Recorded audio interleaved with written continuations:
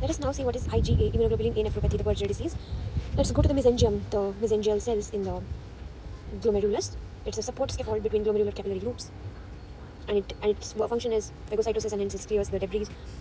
Imagine there is an abnormal immunoglobulin A1 immune complex landing in the mesangium, and that immunoglobulin immune complex, it goes and gets trapped there. That is called as immunoglobulin A nephropathy. Most common glomerulonephritis worldwide, okay? It is the most common glomerulonephritis in the world. It is characterized by, we know that there is recurrent hematuria, classically after URI. What is URI? After upper respiratory, what is URI? Oh yeah, upper respiratory infection. And there is variable progression to CKD. Here it's something called as synpharyngitic hematuria that occurs at the same time as upper respiratory infection. Now, why is it that happening?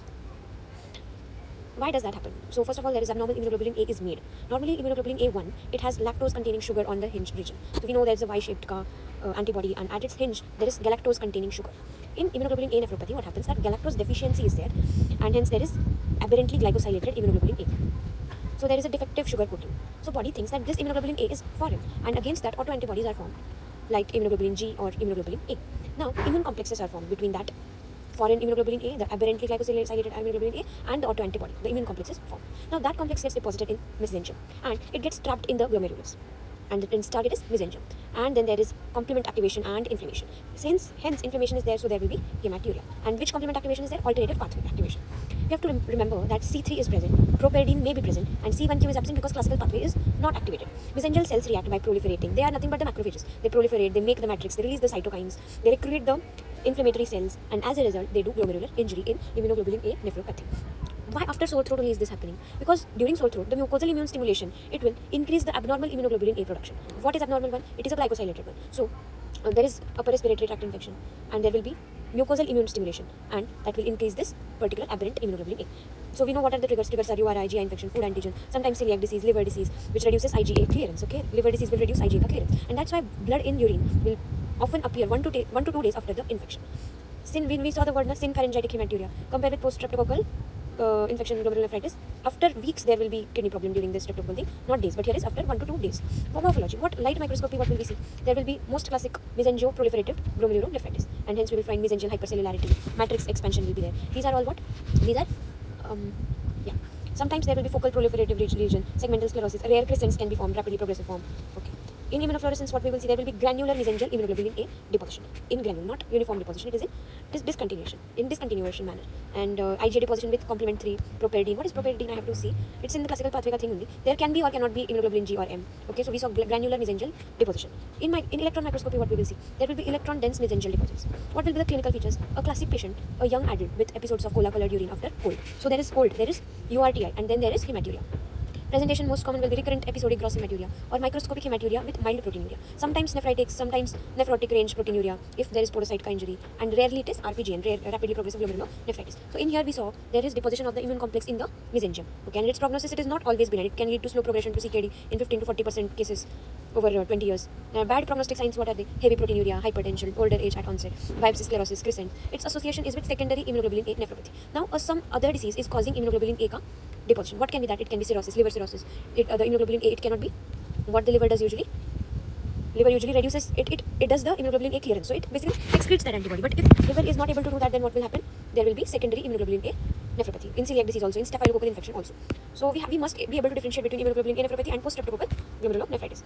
What are the points? Hematuria after infection. Yes, within days, in 1 to 4 weeks later. Immune deposits where? In mesangium, where subepithelial. Here is immunoglobulin A, and here is immunoglobulin G or immunoglobulin M. Okay, then in complement, usually normal serum C3. Okay, and here is low C3. What is the site we saw? GBM, subepithelial humps. Okay, treatment. What is the treatment of immunoglobulin A nephropathy?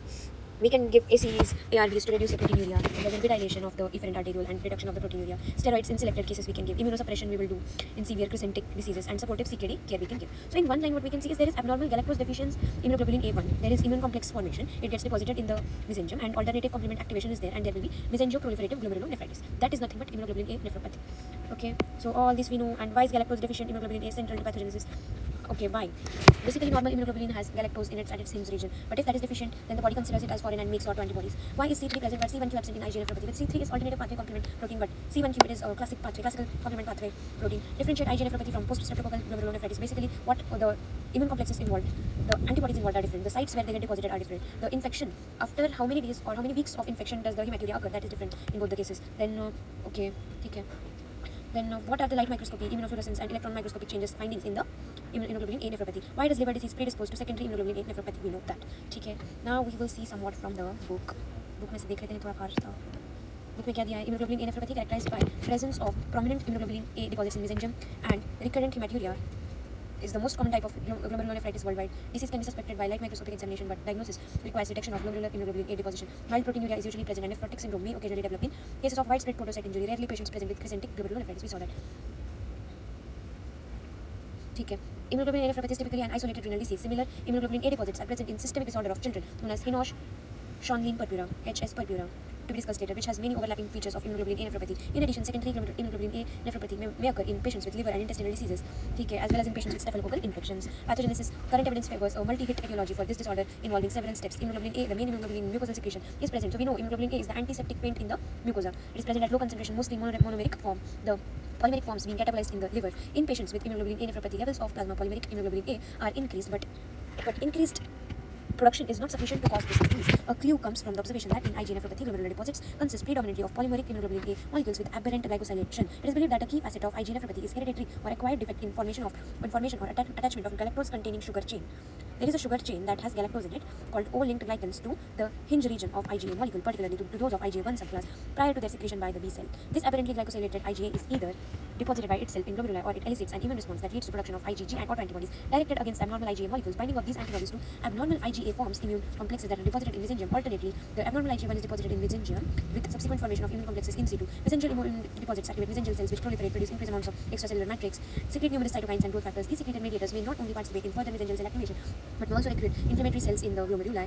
The recruited leukocytes contribute to glomerular injury and to a reparative response, which can include opsonization and removal of the immune complex. The deposited IgA and IgA-containing immune complexes may activate the complement system via alternative pathway, and hence the presence of C3 and absence of this in glomeruli are typical of this disorder. A genetic influence is suggested by the occurrence of this condition in families and HLA identical siblings. The increased frequencies of certain HLA and complement genotypes in affected individuals, and genome-wide association studies linking specific MHC class 2 loci to disease susceptibility. ठीक है, वाचून घ्या आता माझ्या नाही राहिला जीव celiac disease, gluten enteropathy liver disease मध्ये होतं, आणि hepatobiliary clearance of IgA complexes that leads to this. Okay.